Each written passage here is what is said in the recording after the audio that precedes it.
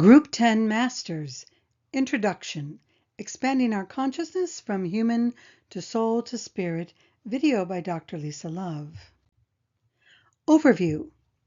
This video is the introductory video for a series of videos to come on what makes up Group 10 Masters. It begins with a quick review of the 10 evolutionary groups, going through all the groups discussed in the books by Alice Bailey. Next, this video shares more about the text we will use in future videos as we learn about the characteristics that make up what are commonly known as masters. The videos also begin to introduce the techniques that help us become a master, which requires implementing spiritual practices instead of just talking about philosophical concepts or esoteric ideas. 10 evolutionary groups. Now, before we start our review of what a master is, it helps to do a quick review again of the 10 evolutionary groups that show how humans progress from their baser animal instincts, where they are focused mainly on surviving and procreating, to the point where they become masters. I'm only going to spend minutes on all 10 groups here. So don't worry. If you want the details, again, go to the patriot.com/soul to spirit channel and you will find those videos. And again, the more you understand these 10 evolutionary groups, the more the Bailey teachings make sense to you.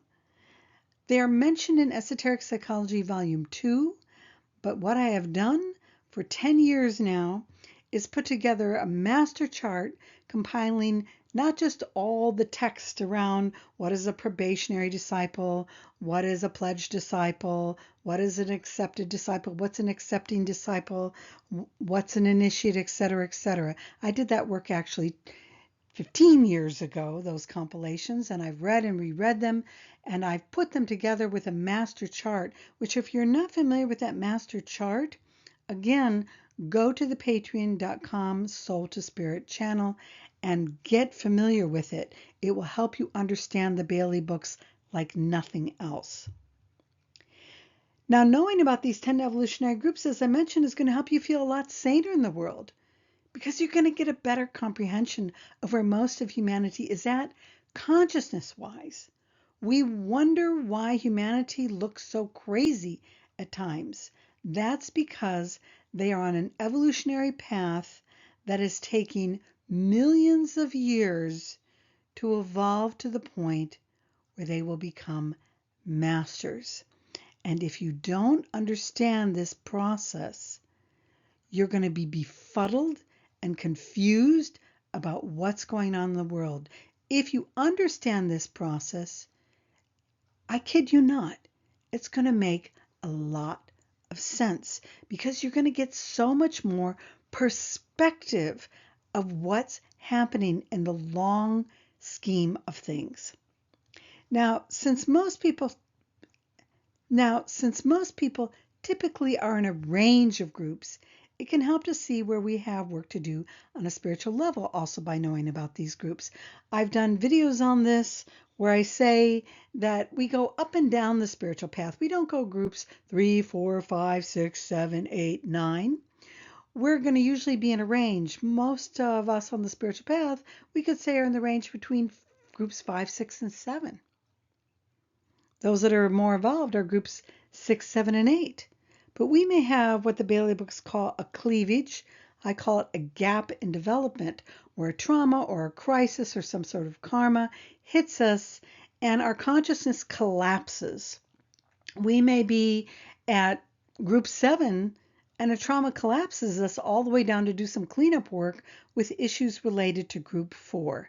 So it's important to understand this up and down process that in previous videos found on the patreon.com Soul to Spirit channel talk about chutes and ladders.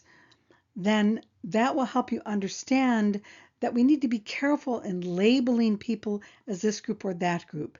People are a range of groups, and eventually they stabilize and don't go down the chute. They stay up at that level within that group in a more stable way. That's the process of esoteric psychology too, how to help understand what issues they are dealing with when they're in a particular group. So if we've not completed the developmental stages of these groups, it can get in the way of our spiritual progress.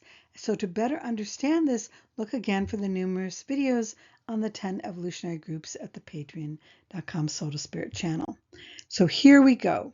Groups 1 through 6 are focused on becoming human, or becoming what the Bailey books talk about as a coordinated personality. Now, I myself was confused. You might see that in some of my videos done a decade ago, where I was calling this the integrated personality.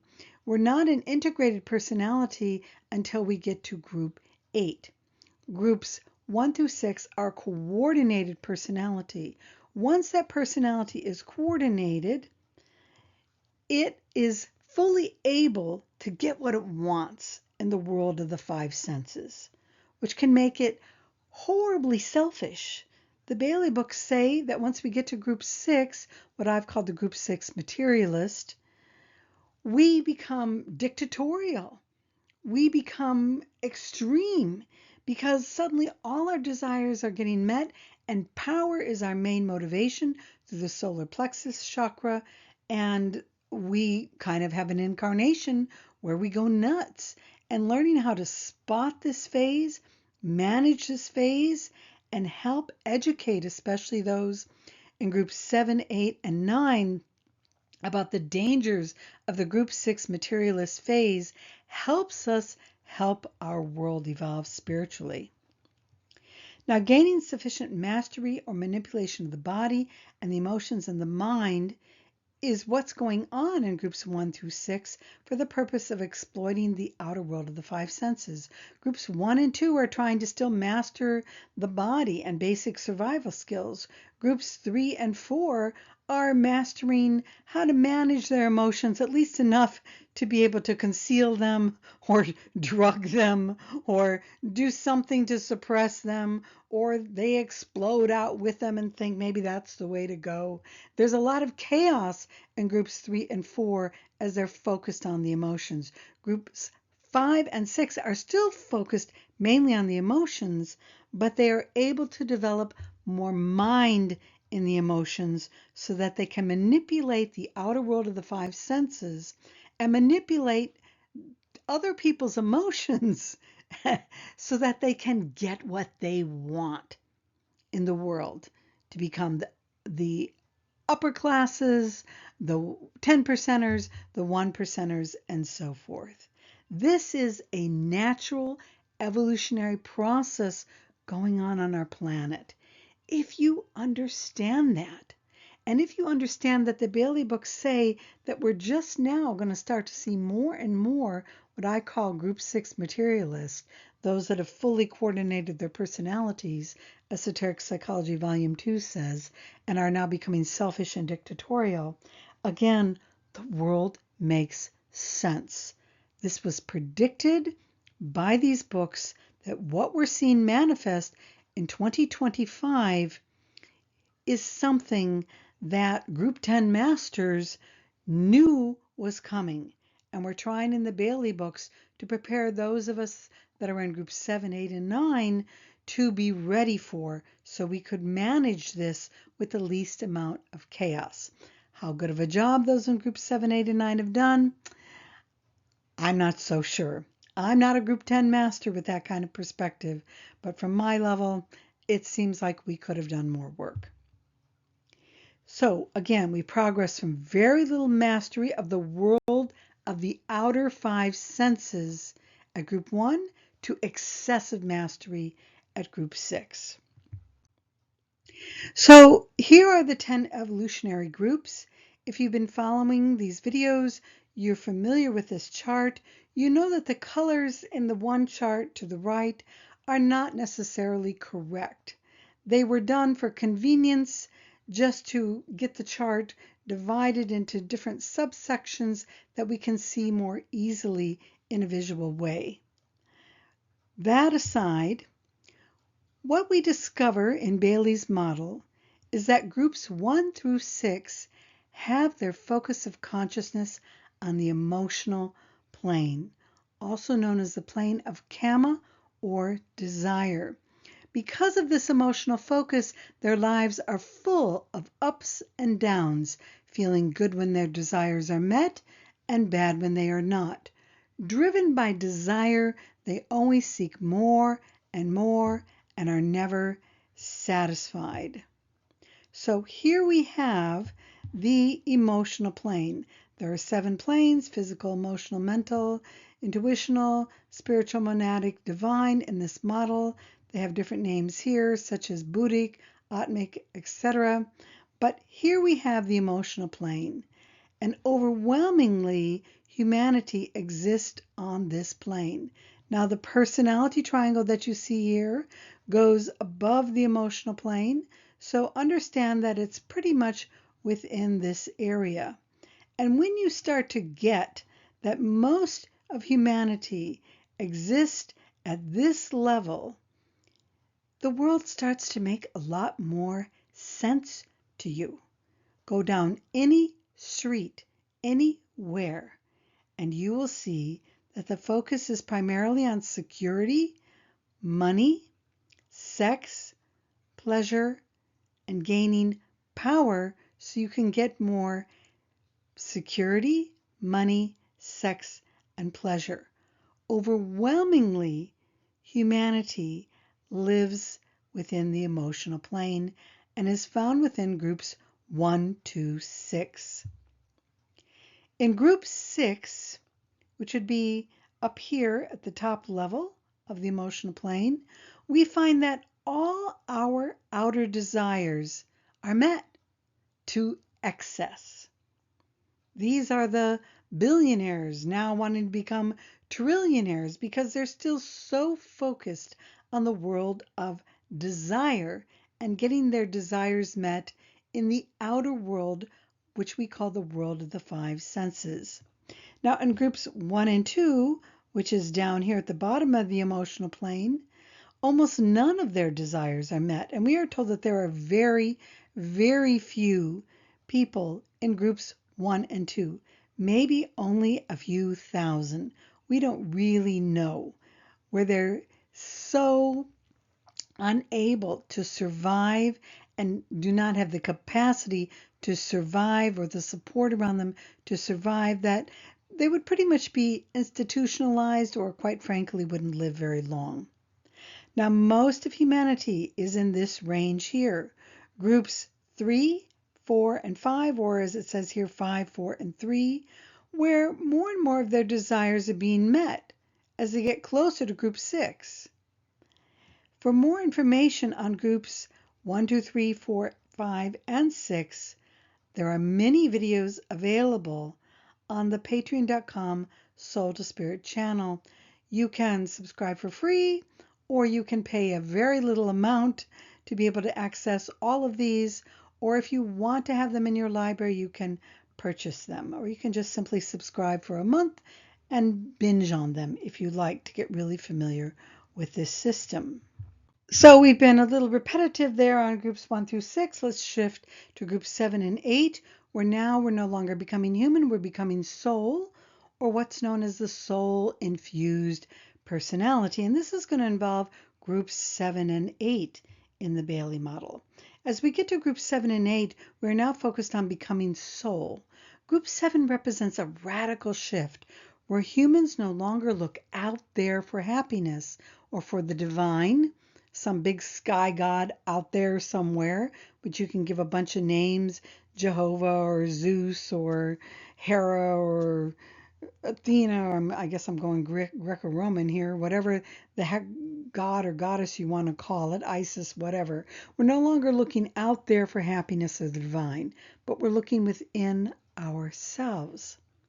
And as we look within ourselves, we want to consciously spiritualize our body, our emotions, and our minds. That's the spiritual path. And as we make this transition, we'll notice that there's also more of a struggle with being in the world, especially with group 7. Group 8 is starting to balance that out, but group 7 especially. is having those difficulties, which we've called the 4Ds that are talked about in Esoteric Psychology Volume 2, including detachment, delusion, delirium, and I'm forgetting the fourth one at the moment, but they are all have videos on them within the Soul to Spirit Patreon.com channel. And these difficulties all have to do with struggling to be in the world and not of it, and doing it in a not so positive way. Now, in Group 8, there's more understanding of the inner realms, and the many distortions of how these inner realms work are being removed. At Group 7, for example, the books emphasize that we want to channel a lot, and we start to get in touch with inner realms, and we don't have the discernment to understand what we're getting in touch with, what level that's coming from. The Bailey books describe 16 different levels of channeling. And I used to do talks on this, and at one time I'll do a video on it. Maybe I will have done that by the time you watch this video here. But there's a lot of distortion, psychism, that kind of stuff going on with Group 7 because they don't really know how to map out the inner world. And they also can look really dysfunctional because they don't know how to function in the outer world either. They're also focusing on developing their minds, which we're going to talk about a little bit, and so they can seem like an absent-minded professor. But by Group 8, they're changing this. There's an improved ability to understand and master their minds. Group 8 is removing a lot of the glamours, the distortions, the self-referencing, the problems of the egotistical personality. And those in Group 8 are also more grounded and focused on implementing what they are learning. They're not just reading a bunch of books. They're not just talking about it. They're not trying to impress other people with their minds. Been there, done that, guilty of all of this myself. But they're starting to realize it's about walking the talk. And so that's what they're doing. How can I clean up my physical body? Group 7 tends to like doing that because it's easy and it still makes them kind of look good, look hot, especially Group 6 aspirants, which I kind of skipped over, are really into the physical disciplines because they are still pretty outer focused. But with Group 7, the physical disciplines, vegetarianism and that are what they're focusing on. Also the purification of speech, being more conscious of what they say, how they think. Group 8 has a lot of that down. And Group 8 is also heavily working on discrimination. And by that I mean the ability to see what's true and what's not here. And they're busy removing the selfish tendencies as they seek to be in the world and not of it, so that they can serve within the world in a more illumined way. Group 7 don't necessarily become very effective in the outer world unless they've really mastered the Group 6 lessons. Then they can become dangerously effective in the outer world, even leading to the dark side of the Force. So here we have the Bailey model, and we see how groups 7 and 8 have shifted onto the mental plane, residing mainly within the plane of the lower mind. Here is the mental plane. It is divided into two sections with this little ... here. And that ... divides the three upper planes into what's known as the egoic lotus or causal body, the plane of the solar angel, and the four lower planes. There are 7 subplanes on each one of these 7 planes. The 4 lower subplanes, the plane of the lower mind below this ... comprise groups 7 and 8. This is group 7 is primarily on the first 2 subplanes, group 8 on the next 2 subplanes. Groups 9 exist primarily within the plane of the solar angel here. So groups 7 and 8 are in here. Now they're developing the minds, which can make it kind of dangerous. Because if they're not struggling with gaps in their spiritual development and getting off track by just getting into mental indigestion, so to speak, talking a lot of occult and esoteric ideas, just being professor-like. If they're really highly mentally developed and not focused on the spiritual disciplines or practices, as I said, it can become very dangerous because they have highly developed minds that influence those in groups 1 through 6. And they're creating theories, mental theories of how the world should be that don't have true perspective. They have a long way to go. And they don't understand they have a long way to go to really get what's going on our planet. This is really like our planet as a whole here. The divine or logoic plane or the plane of Adi is a plane of our planet itself and its consciousness. We're not human when we get to this level. We're actually not human when we get into the monadic plane, but we'll talk about that more later in the Group 10 videos. So here we have what we see is emerging. We have people with a lot of mind with no heart, mind with no soul. And that is a very dangerous place for humanity to be moving into. In fact, there is a quote, I believe it's in Treatise on Cosmic Fire, that says when we reach this fourth subplane of the mental plane, counting from 1, 2, 3, 4 here, we have the most dangerous spot for humanity's development. And we don't have time to talk about that more here, but you can start to see that humanity is moving into the mental plane. They're developing their minds more. It's ruled by the number 5, by the 5th ray of science and technology. So we start to see more and more of that science and technology emerging. It's also more focused on the inner realms, and so we start to see more ethereal type of things coming about. The internet is very ethereal, etc., etc. So I guess I should have said, on the mental plane, they are penetrating the realm of thought, learning how thought works, how their minds are conditioned to think in certain ways, and how their thoughts influence their own and everybody's lives. So their chaotic emotions don't get in the way as much. They're able to think, plan, carry out their plans very effectively, but they do so without enough love in the mind. And it surprises a lot of people to know that that is groups 7 and 8. Now we're in a range, so you could be in groups 7, 8, and 9 here, where sometimes you really do have that love in the mind, but sometimes you're really insulating yourself from others with your mind. And those are things that aren't necessarily bad. Sometimes you need to do that for spiritual training, but it can become bad. So because they are still a ways from the plane of the solar angel, those in groups 7 and 8 can still be colored by selfish desires, and they don't even know it. They can also lack discernment. Spiritual discernment only happens when we get to group 9 initiate and the egoic lotus. Their emotions can still be reactive and overly attached to their beliefs and points of view. They're not totally free from their emotions here. I mean, all human beings still have emotions in a physical body, but their minds are now able to more heavily suppress their emotions, or on the positive side, work through and understand their emotions. And they can become more inclusive, open, and flexible than those in groups 1 through 6. So now we have group 9. And as we move into group 9, we're beginning to become spirit, and a major change occurs. Those in group 9 reside on the plane of the solar angel and have completed the process of soul infusion.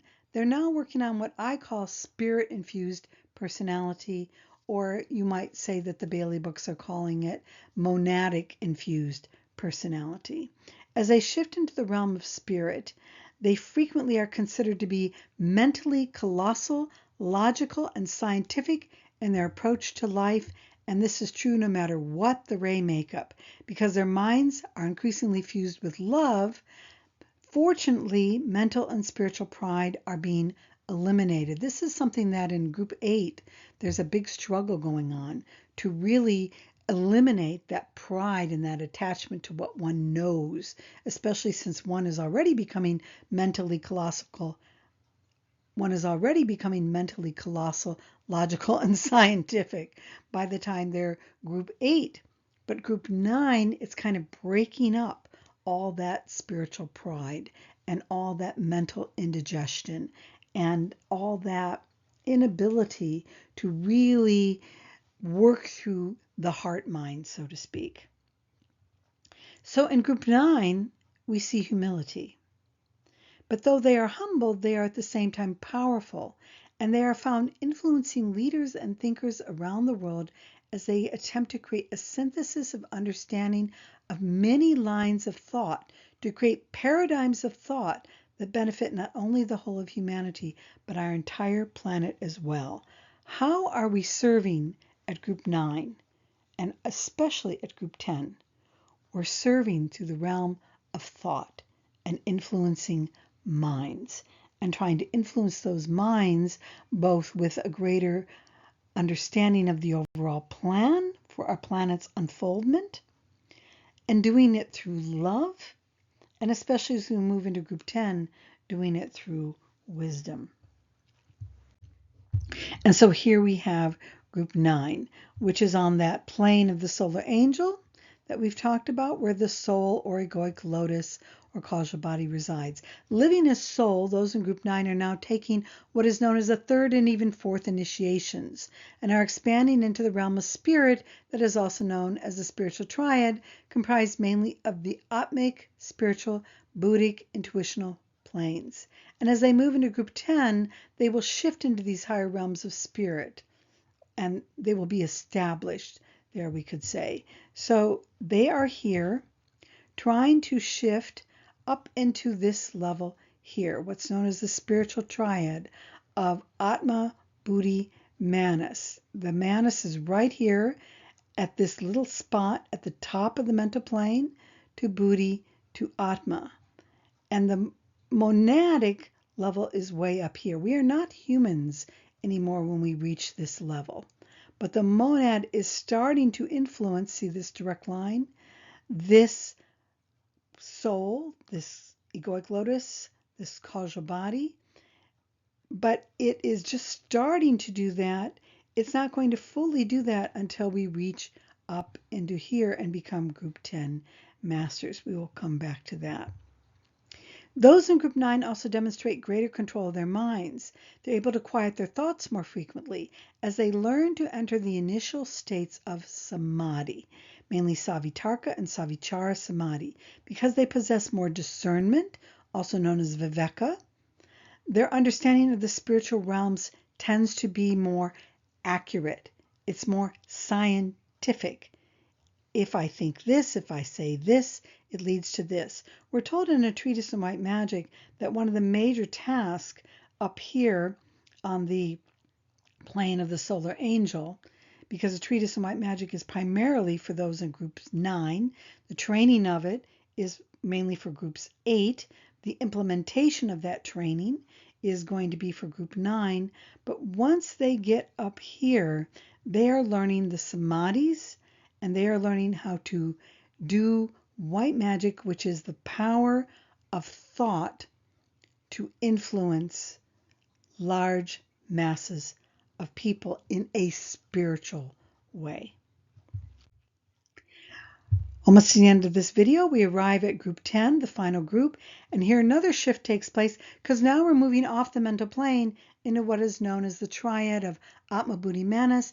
It's also known as Sat Chit Ananda. Though those in group 10 may look like humans, they've passed through all the stages of the human realm and have actually gone beyond what we normally understand to be human, since they have mastered the mental, emotional, and physical realms to the point where they are no longer deluded by the realm of the 5 senses that lead us into these 3 lower realms. Those in group 10 are known as masters. So here we have them up here in the triad, focused mainly in the intuitional Buddhic plane, striving into the Atmic plane. And here we have that illustration is all that this says.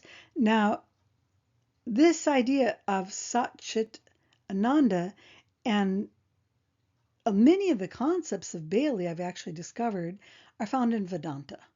I've gone heavily now into Vedanta training. I particularly recommend things like the I particularly recommend the Arshabodhi Center. I've done a lot of training with them, and also the Vedanta Center in New York City. Done a lot of training with them, not directly with them, training through the videos and the classes there that they offer. And I've been amazed to find out how much this whole model is basically overlapping with Vedanta. Next, we see the Buddhic plane, the intuitional plane, which is known as Ananda. So the Atmic plane is Sat. The Buddhic plane is Ananda, and the mental plane is Chit. So here we have Chit, Ananda, Sat, or Sat, Chit, Ananda. It's just another name for the spiritual triad. So as you become aware of different spiritual esoteric systems, you're just going to start to see that they're all saying the same thing in different words and languages.